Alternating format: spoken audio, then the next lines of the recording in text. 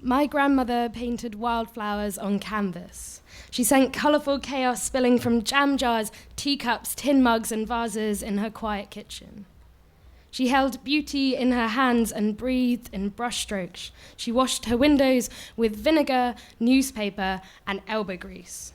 Grew vegetables in her garden and fed her children with them. She shook the branches. So on rainy days, they ate apples and baked cakes. My grandmother was grateful and blessed by her girls. She whispered psalms, read stories, sang ballads, and stretched the hours like stitches in her hand-me-down dresses. She poured pennies from jam jars to the countertop, counted them carefully into her palms to pay for piano, cello, and Russian ballet.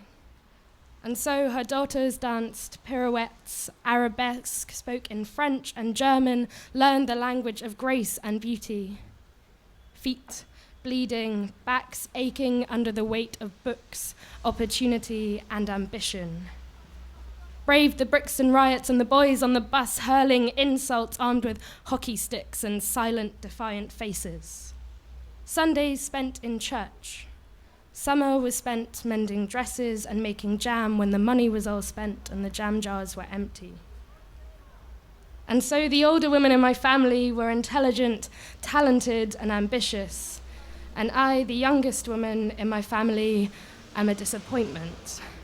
I am tired of being a disappointment, too distracted to master knitting or stitching or piano or cello. My hands haunted the minor keys. Her words were flat. But I sang in Latin and later in blues and jazz. I learnt the language of love and lust. I danced but was never quite good enough for Russian ballet. Disciplined, delicate, it all seemed so effortless. Their bones were sharp under pallid skin. They were strong, but I was soft. My body sagged under the pressure. And now I compromise with myself. I find comfort in control. I make promises and place them on pedestals, stain them in sweat, paint them in gold, and worship them as false idols. I write commandments for fulfillment, hold them in both hands and press them to my chest. Caress them as if I am afraid of wasting everything or gaining anything. Doubt tastes bitter. Though my body strains under the pressure, I will not fall first. Instead, I fall fast. And I found distraction, pleasure in warehouses, basement Berlin trance, tape decks, cigarettes, tequila, chasing girls and making mistakes. Dancing, not graceful but graceless, watching them. Beautiful, rhythmic, sick to my stomach from the shame rooftop. Sunrise in the city, black coffee, cigarettes, breakfast, when we were pretty and thin and perfect. I found distraction, pleasure in sitting on the steps before class, scratching fountain pen poems inked into my skin. We play pretend. I'll be the poet, the playwright, the feminist, the narcissist. You'll be distracted, half-hearted. I'll be starving. I say silent. You'll be concerned. You'll stay quiet. I will be pretty and thin and perfect. And I found distraction, pleasure in pressing palms against my pelvis. Restraint, alleviating stress, praising myself for my self-control. The pressure is pushing back now.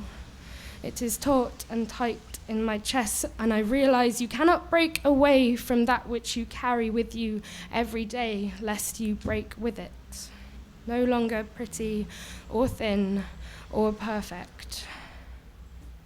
I am sitting in the shower like a drowned rat, scratching at the glass, staring at my reflection, dripping in bitterness, soaked in sweat and in shame. Disgusted, hating myself and blaming myself, realizing it wasn't the weight or ballet. Disorder is defined in disarray and chaos, and mine was entwined in precision, pressure, and power. I crave the creativity and the color my grandmother found in flowers and in canvas. I crave the control of Russian ballerinas who know that hunger tastes better than failure. Bitter. I had bite once. I'm sure of it. And bit by bit consumed myself. I chew the inside of my cheeks, run my tongue over my teeth, bite down, but smile. Honestly, I miss the pretense. I miss the narcissism. I miss the compliments, the cause for concern, because if you're not interesting, fascinating, or suffocating, you are nothing.